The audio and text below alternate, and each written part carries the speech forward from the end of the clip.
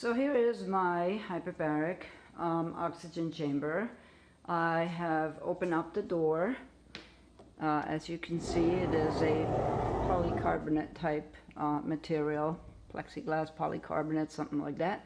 It has these handy little rough surface dots that you can use to push things back and forth. It has another one on this side. So sometimes when it closes, you really have to push kind of hard to get it open, but that's what those are for, and they're very handy. As you can see, it's the MACY-PAN hyperbaric chamber. Comes with a control panel. You can set a timer for how long you want your treatment. If you want to set the timer, you don't have to. You have your on-off. That will, I'll turn it on in a minute. Your on-off buttons, and you have your on-off for the whole system. You also have a communication system, which I actually, since I use it by myself, I don't need. But you can lift this up and communicate with the person that's on the inside, and then there's also the ability to communicate from the inside.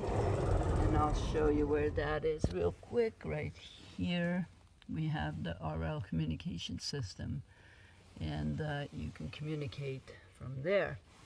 So getting back just to the outside look real quick. This little box here, this little assembly here, contains the oxygen concentrator and a cooler. Now, if you live in really warm areas, what you may want to do is actually set up a air conditioning unit with it. The air conditioning unit would probably be about, well, maybe half of this box. It's a pretty small, actually maybe a third of this little box here. So it's a smaller unit, but being that I always have the air conditioning on inside my house, I don't really need it because it can get pretty cold, and I'm actually more of a warm person. Anything below 70 is too cold for me. So you would be able to hook those up to these two connectors, and that's why these are empty. But as you see, everything else connects here, and it's all indicated. So for instance, we have the general power button, we have the cooler. So the general power button, which also gets the oxygen concentrator on. This gets the cooler on, and then, as I said, air and door and oxygen and just electrical connections, fuses, that's all there. You don't have to worry about that. It's all color-coded, as you see. And then on the back of the unit, you have the same connectors. So there's one for the door, there's a sensor. These are your ATA plugs. You have 1.3 ATA and 1.5 ATA. That's the depth that you would do the dive on, as they call it, the dive. It's the compression of the chamber. And then there's also a additional spare port for oxygen if you want to add a second oxygen concentrator, which is what I have done. So I will show you over here. I purchased a NIDEC unit, and it actually comes with a 3-year warranty, and it's very simple. You just turn it on, you wait until the light turns steady. It goes flashing green. Once it's steady, it's on. It's 10 liters per minute. And as you see, the connector goes, and the blue tubes are the oxygen. So the connector goes to that spare plug, as I indicated before, spare plug. And then if you go on the inside, you connect the plug to that spare plug right there. Unfortunately, the cables that they sent me from the NIDEC unit are a little bit long, so I'm still kind of struggling with that. But I did get the connector. So here's where the original oxygen breathing unit comes in. So you have the connector, and so one comes through here. The second one, which is connected to where I showed you before, down there, the green cable is connected here.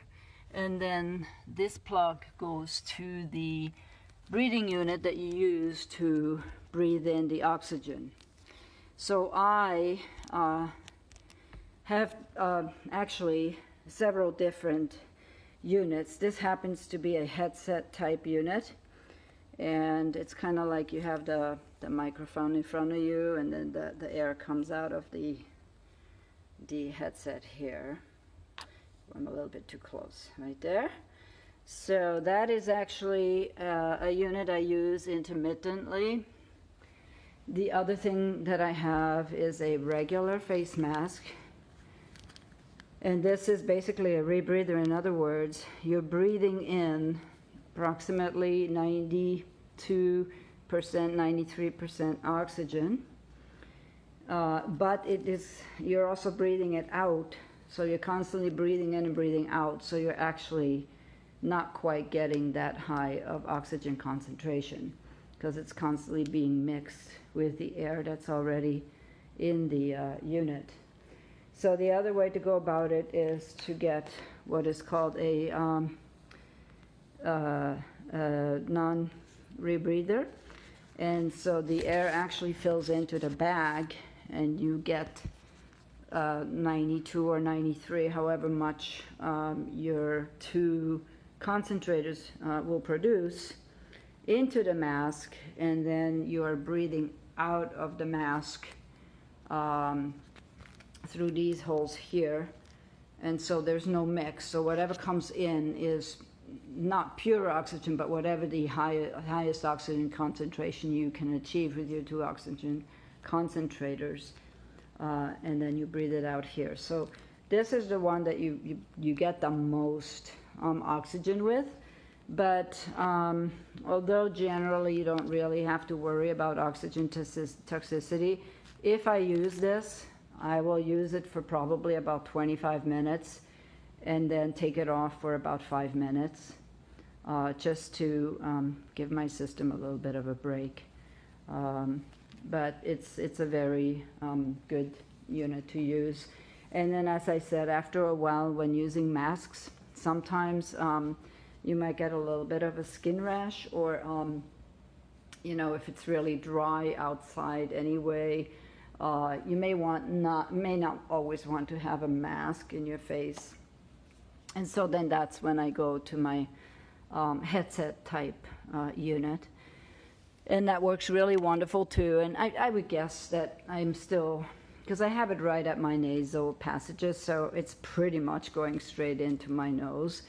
And I would guess I still get probably about 88% oxygen straight in. The other thing I like about this unit is, well, it's simplicity. It's like anybody can operate it. So, for instance, you have the valves that show you what the pressure is that you have. So 1.5 ATA will go to 50. I think it's Kelvin or something. I can't remember what the key PA stands for, but it's 50 is what it is. It stops at 50. And here's the emergency release, or the release from the inside.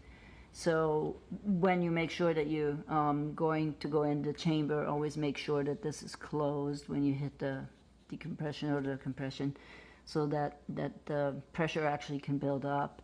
And if for any reason you can, get out fast enough or whatever, you would use the emergency button. And the cool thing, of course, is that you have the same valves on the inside.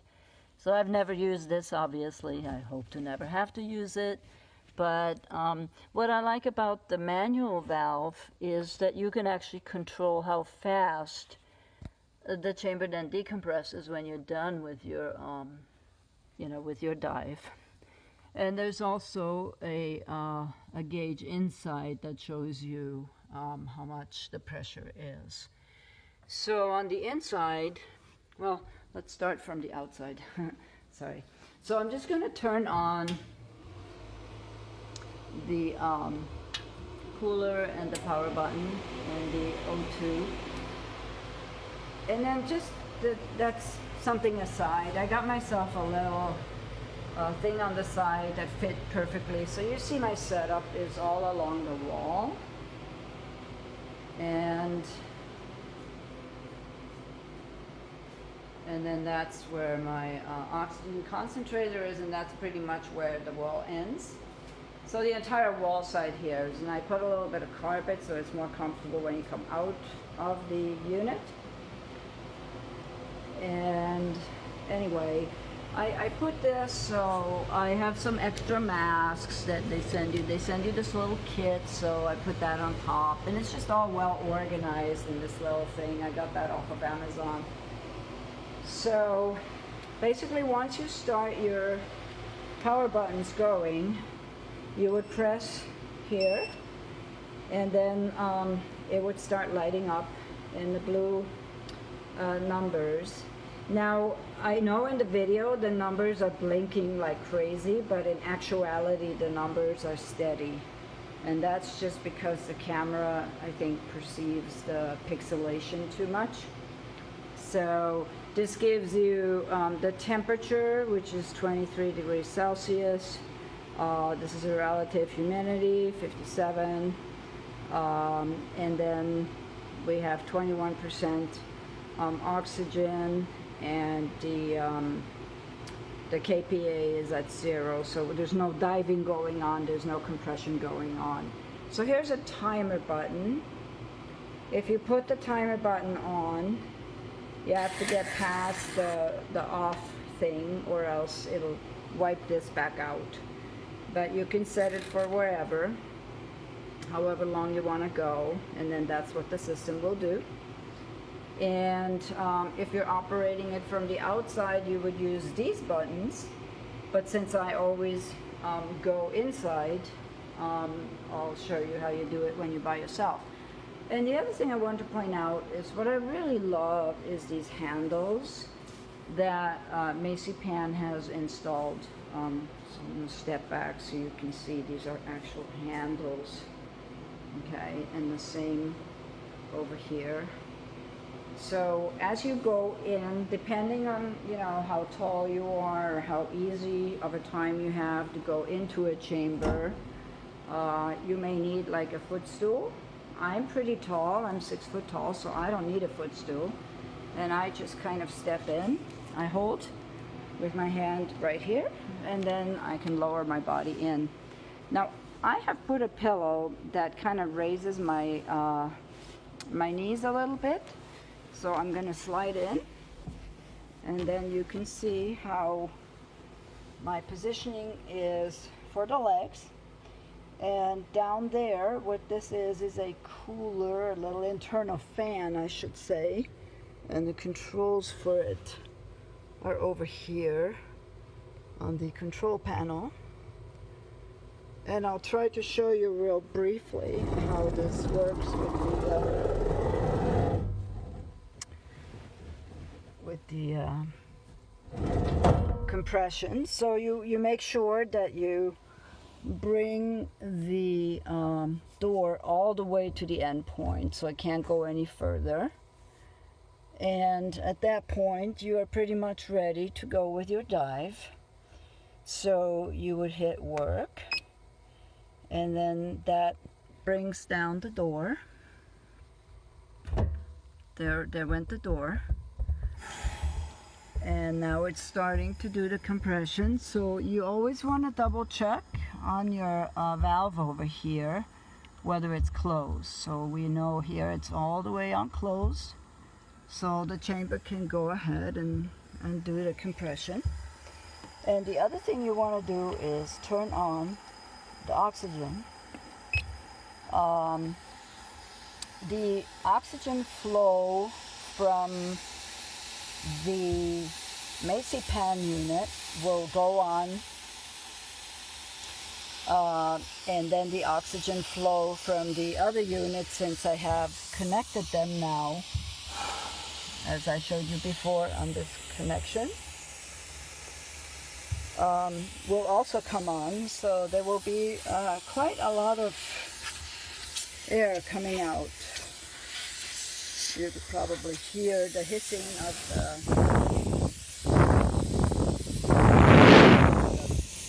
camera.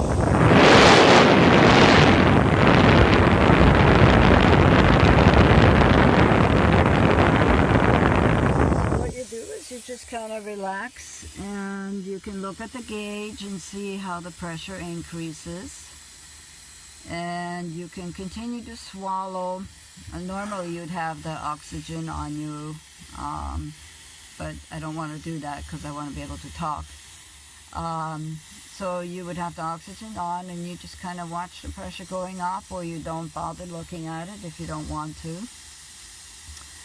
It takes about, I think I timed it before, it takes about a minute to a minute and a half to get up to the 50, which is the 1.5 APA.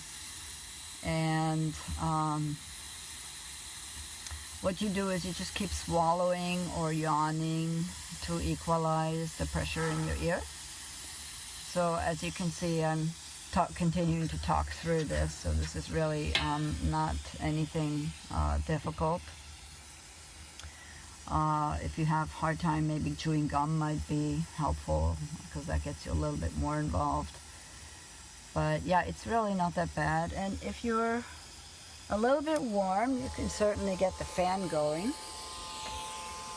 You see down there, that's the fan, so I can feel the air coming this way towards me, but I don't really need it because, as I said, my air conditioning is pretty cool in the house, and so I don't need the fan, and I really don't need the air conditioner either. But again, if you live in a hot area and you don't run your air conditioner fully, then it's probably best to get the air conditioning unit with the whole assembly, so you have it all together. And just as I said, putting it together has been real easy, so there's no problem. I'm very comfortable having my knees at a slightly supported, but you can also, you don't need it. It's just something I happen to have. You can either roll up a towel if you like to have your knees supported, or if you like to lie flat. It's equally comfortable. It's just how you feel any given day. So I'm going to stop the video for a second.